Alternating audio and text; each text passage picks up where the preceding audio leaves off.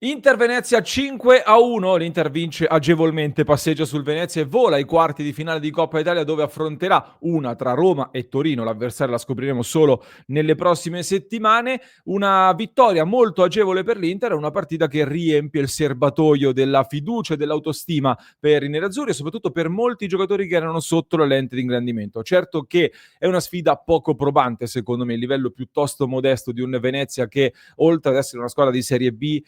si è presentata in campo con un ampio turnover, si è presentato con una formazione che è sembrata veramente poca cosa, alimentando una polemica che secondo me è giusto discutere e lo faremo dentro questo contenuto di oggi, in cui come sempre il giorno dopo più a freddo analizziamo la partita con dei dati, delle dichiarazioni, delle notizie curiose che abbiamo scovato qui su Passione Inter in uno dei format più apprezzati, quello delle 5 cose che potresti non aver visto. Ti invito, se non l'hai ancora fatto, mi raccomando, clicca subito sul tasto iscriviti, lasciaci anche un bel mi piace, continuiamo a crescere tutti insieme, stiamo volando con dei numeri record davvero grazie al vostro supporto, grazie anche a questi format che vi piacciono e che sono sostenuti dal club di Passione Inter su passioneinter.club, il QR code qua su in alto per entrare nella nostra community dove dopo la partita di ieri si è accesa una forte discussione su tanti temi, a partire da una frase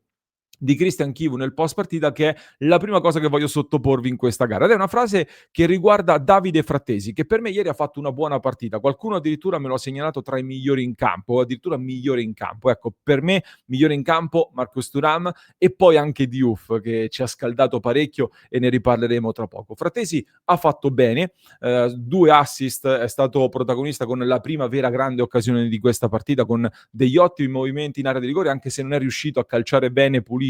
verso lo specchio della porta, si è visto più vivo sicuramente rispetto ad altre partite, sicuramente favorito anche dal livello di un avversario che è sembrato poca cosa, ma soprattutto questi sono un po' di dati, vi do al volo, di una partita in cui ha toccato 42 palloni, ha perso 10 palloni, ma giocando molto in area di rigore avversario, molto offensivo, ci può stare 84% di passaggi riusciti, ha vinto 2 duelli su 6 a terra, in generale 2 assist, 2 grandi occasioni e 3 passaggi chiave, quindi soprattutto una presenza più offensiva di Frattesi che come dicevo però è sembrato più vivo. Ma vi dicevo di una dichiarazione, di una frase di Christian Chivo nel post partita che dice Frattesi in questo momento ha avuto i minuti che probabilmente meritava. Parte così, quindi minuti che probabilmente meritava. Poi si corregge, secondo me, perché pensa che gli sia uscita male e dice forse meritava qualcosina in più, ma ha avuto dei problemi. Viene da un intervento, che lo sappiamo la scorsa estate, ma soprattutto attenzione a questa frase di Chivu, ha avuto qualche problemino che non abbiamo mai commentato. Lui, nonostante questo, si è messo a disposizione nonostante quei problemi. Quindi Chivu ci parla di alcuni problemi che avrebbe avuto Frattesi in questa prima parte di stagione che potrebbero quindi giustificare un rendimento sicuramente non all'altezza di un Frattesi che è sembrato un po' poco presente ecco, nell'Inter in questo primo scorcio di stagione, in questo primo terzo ormai di stagione. Oggi toccava a lui, doveva mettere dentro un po' di benzina nelle gambe, l'ha fatto abbastanza bene perché poi ha retto 90 minuti, continua Chivo. Noi sappiamo l'importanza di Davide, sappiamo quello che ci può dare, ho fatto delle scelte diverse in passato, ma so che posso contare su un giocatore che è determinante e che ha ancora voglia di essere determinante per noi. Ecco, la voglia è un tema importante che abbiamo sottolineato tante volte, soprattutto perché Frattesi ad ogni sessione di mercato, anche a quella di gennaio, si ripresenta di nuovo come potenzialmente sul mercato, soprattutto perché ecco, se Frattesi ringrana, nel frattempo si sta riaprendo una grande discussione anche sulle gerarchie del centrocampo, perché intanto è tornato anche Henrikh Mkhitaryan in questa partita. Ed è la seconda cosa che volevo mostrarvi, perché Mkhitaryan torna in campo finalmente, un ritorno che a me è piaciuto molto, ha fatto vedere tante cose a livello tecnico, soprattutto ha fatto vedere ancora una volta della difficoltà in fase di finalizzazione da dentro l'area, non è riuscito a centrare la porta, ma in 45 minuti si è piazzato subito come il migliore insieme a Diouf per passaggi riusciti nell'ultimo terzo di campo. Quindi in 45 minuti è stato subito il miglior giocatore della partita per passaggi riusciti nell'ultimo terzo di campo, quindi in fase offensiva, vicino all'area di rigore. Ha avuto un'occasione da gol anche lui e ha fornito 4 passaggi chiave, è stato il migliore di questa partita per passaggi chiave, in generale ha avuto anche un'alta precisione con il passaggio. Ripeto, è stato un avversario poco probante, soprattutto andando avanti nel corso della partita è venuta anche un pochino meno la lucidità dell'avversario, l'Inter era nettamente in vantaggio, quindi le maglie si sono ulteriormente allargate, per cui non è un test che ti può dare delle risposte definitive, però è un Mkhitaryan che ha lanciato nuovamente dei segnali e mentre c'è uno Zielinski che continua in crescita, un Diouf di cui tra pochissimo parliamo, Barella che ovviamente rimane centrale, Sucic mi sembra aver fatto un piccolo passo indietro ancora una volta e anche all'interno di queste gerarchie, per cui sono curioso di capire da adesso in avanti come verrà gestita questa abbondanza lì in mezzo e che cosa farà Christian Chivu. E visto che l'abbiamo citato più volte, parliamo allora di Andy Diouf che in questa partita era uno degli osservati speciali insieme a Luis Enrique. Soprattutto il tema degli esterni a piede invertito. Ne abbiamo parlato tantissimo nel pre-partita, ne abbiamo parlato molto durante la gara e ne riparliamo nel post partita, perché bisogna fare alcune considerazioni sull'impiego di Luis Enrique e Diouf da esterni a piede invertito. Come prestazione, secondo me, Andy Diouf nettamente meglio rispetto a Luis Enrique, che ha fatto un ottimo dribbling. Ho sentito Massimo Mauro a pressing che ha detto che quel dribbling, quel colpo di tacco che fa Luis Enrique vale da solo il prezzo del biglietto, quindi sicuramente una partita sufficiente, almeno secondo lui. Ha fatto quella giocata, ha avuto anche un'opportunità per andare al gol. Mi è sembrato però, rispetto al concorrente dall'altro lato Diouf, decisamente più timido ancora una volta, o comunque con meno fiducia rispetto a Diouf, ed è una prestazione, ecco, che mi aspetto sicuramente molto di più e in questo momento è ancora più indietro rispetto ad un Diouf che invece dopo aver subito i fischi per quei pochissimi secondi, minuti che abbiamo visto inizio stagione, ha lavorato tanto durante le soste soprattutto, si è presentato bene nel derby, si è presentato bene a Pisa, ieri ha fatto quell'ulteriore passo in avanti, trovando il gol alla prima da titolare con l'Inter, sfiorando addirittura la doppietta, ci è andato vicinissimo, mostrando soprattutto una fiducia nei propri mezzi sicuramente superiore rispetto a Luis Enrique, anche una sfacciataggine in alcuni momenti nel prendere palla, condurla. Una cosa che per come era la partita di ieri può fare molto bene, si è potuto prendere maggiori responsabilità anche nel condurre questo pallone, cosa che forse in una mediana dove sei molto pressato potrebbe avere qualche difficoltà in più. Me lo immagino, per esempio, in una partita contro il Como, dovesse giocare da mezzala sinistra, che è di base il suo ruolo, come ha ribadito lui stesso, ha ribadito anche Chivu, con un Como che fa una pressione altissima, ecco, Diouf potrebbe avere qualche difficoltà in più a fare quel tipo di gioco lì. Al tempo stesso, io non so se questo esperimento degli esterni a piedi invertiti verrà portato avanti. A me francamente sembra una soluzione di emergenza in questo momento, e quindi attuata proprio per sopperire all'emergenza che c'è in questo momento. Alla lunga, dovresti ribaltare tanti concetti dell'Inter per poter giocare in questo modo qua. La catena di sinistra Mkhitaryan, Di Marco, Bastoni è stata costruita nel tempo ed è il vero grande punto di forza dell'Inter, che di solito, diciamo, l'Inter pende a sinistra proprio perché è talmente forte da quel lato lì, perché ci sono dei meccanismi talmente oliati che fa pendere l'Inter da quella parte. Ieri l'Inter, un po' perché Luis Enrique è un pochino più timido e Diouf lo è di meno, un po' perché non c'erano Di Marco e Bastoni, l'Inter ieri pendeva un po' di più a destra, contrariamente a quello a cui siamo abituati. Rivedere a stagione in corso con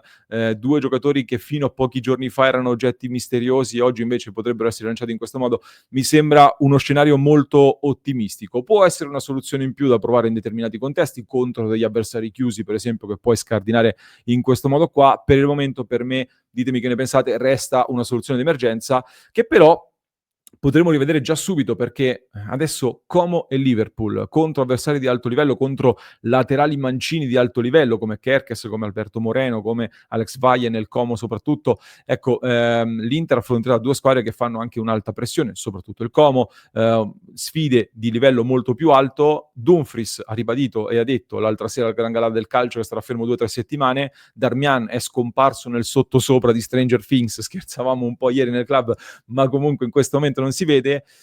Chi gioca contro il Como e chi gioca poi contro il Liverpool da quinto a destra? Diouf sta giocando in un ruolo non suo, ma facendo bene sta guadagnando sempre più fiducia, e questo è molto importante perché poi lo avrai sicuramente più pronto quando lo metterai in un ruolo a lui più congeniale. portando delle caratteristiche differenti che fino a poco fa sembravano centrare poco con l'Inter che avevamo immaginato, ma ora potrebbero dare delle caratteristiche differenti per cambiare delle cose. Luis Enrique sembra sempre la scelta più logica, visto che è stato fatto un investimento importante su di lui in quel ruolo lì, e dovrebbe prendersi questa responsabilità. Quindi chissà che, avendo fatto un'altra partita, magari è stato anche sostituito al 60esimo, magari proprio in previsione del fatto che contro il Como potrebbe giocare lui. Questa però è una mia ipotesi. Andando verso la conclusione,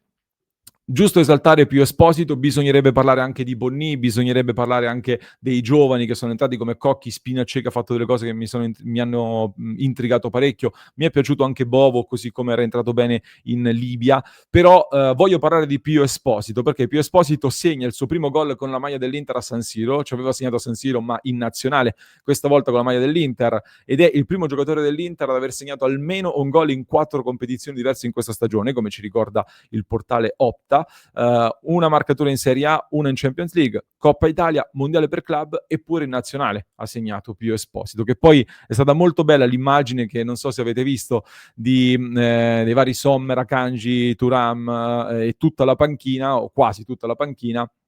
che ha accolto al ritorno in panchina, appunto dopo la sostituzione Pio Esposito, con la sua esultanza che sta già diventando iconica.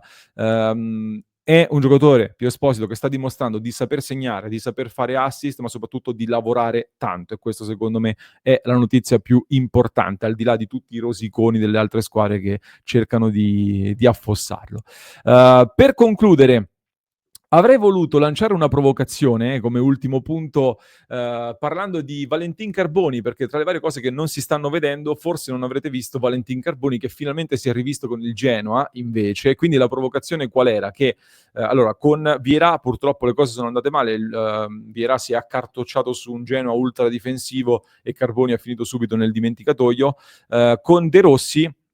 si è rivisto finalmente in Coppa Italia nella sconfitta del Genoa, giocando da titolare, finalmente, poi è stato sostituito praticamente all'intervallo, e allora mi chiedevo, ma tra l'altro anche Inzaghi aveva parlato della possibilità di vedere Valentin Carboni schierato come quinto a piede invertito, ma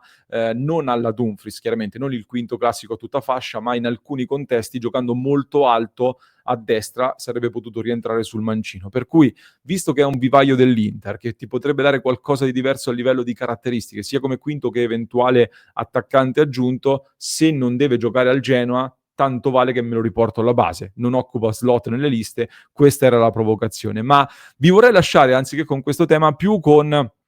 un interrogativo sul format della Coppa Italia, che come dicevo in apertura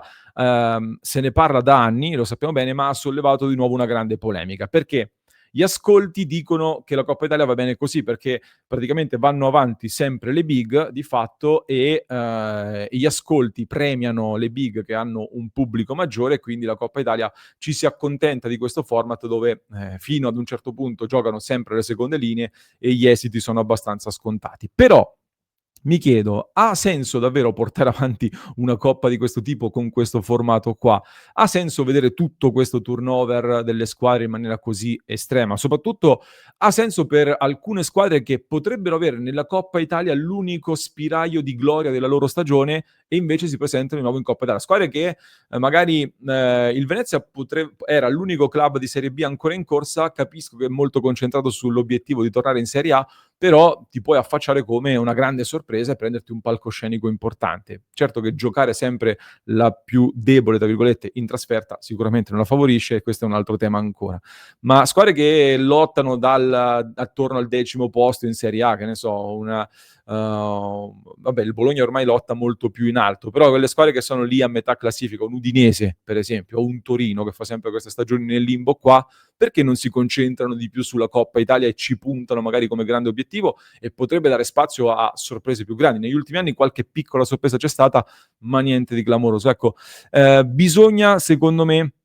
discutere di questo format della Coppa Italia. Lo faremo magari nei commenti qui sotto, vi riprendo, poi li leggiamo in diretta alle 19:30, quindi vi invito a cliccare sul tasto iscriviti, così in diretta alle 19:30 ne parliamo tutti insieme. Vi chiedo di supportarci poi su passioneinter.club se vi va, per partecipare anche alle nostre discussioni. Poi in descrizione trovate anche un altro link ad un approfondimento per chi ci ascolta in podcast, mentre per chi ci segue su YouTube vi basta cliccare qui.